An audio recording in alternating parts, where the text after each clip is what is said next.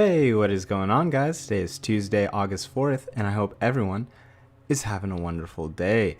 So, yesterday Sony came out with a blog post detailing which peripherals will be forwards compatible from the PlayStation 4 to the PlayStation 5. And there were a lot of good things that came of the blog post. For instance, they doubled down on the fact that PSVR will be forwards compatible, the camera for the PlayStation 4 will make the leap to PlayStation 5, and the Move controllers, which is actually from the PlayStation 3 that moved to PlayStation 4, will also move to PlayStation 5. But there is one area of contention that some people are having issue with that I do want to butt in and give my 2 cents on. For me, this all stems from watching a Review Tech USA video yesterday where Rich says how anti-consumer Sony is being by not allowing the PlayStation DualShock 4 controller be compatible with the PlayStation 5's games. Now, the DualShock 4 will be able to be compatible on the PlayStation 5 when you play PlayStation 4 games,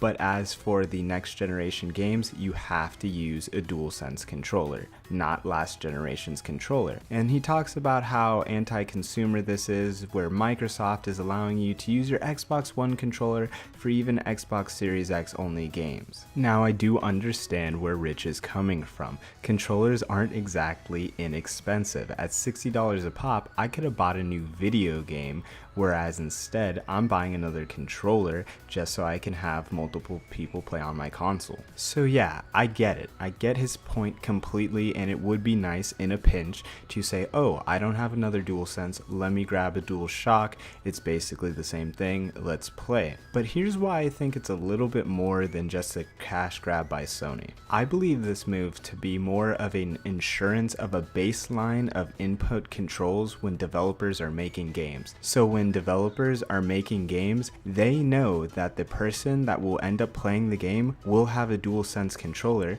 so they will be more inclined to use the features of the controllers, such as the haptic triggers. And look, I'm not saying that the features will be good or even widely adopted. I mean, we saw this generation with the DualShock 4, the touchpad got used in a couple games in the beginning and then almost completely got used as a giant button. But if you want there to be any shot at these new technologies actually catching on and making waves, we have to at least give developers assurance that, hey, if you guys spend a lot of time trying to make this new feature in the controller really good, such as the rumble triggers, it will be used. Otherwise, they may go, I'm not even going to worry about it. What, does only 20% of the user base of the PlayStation 5 actually use the controller? It won't be used. Whereas now, everyone will use it. They will know if we work on this feature, it will be used. Maybe, could still be turned off, but on a whole, it won't go unnoticed because there's a lack of technology by the user. But yeah, that's just what I think about all this. I completely understand where Rich of Review Tech USA is coming from and how he can see it in a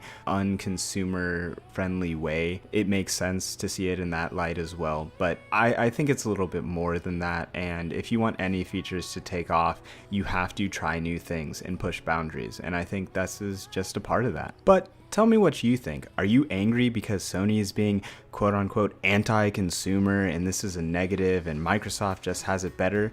Or do you see things in kind of the light I do and it's actually a way to push things forward? Let me know down below. And as always, if you enjoyed this video, hit that like button and subscribe for more content just like this.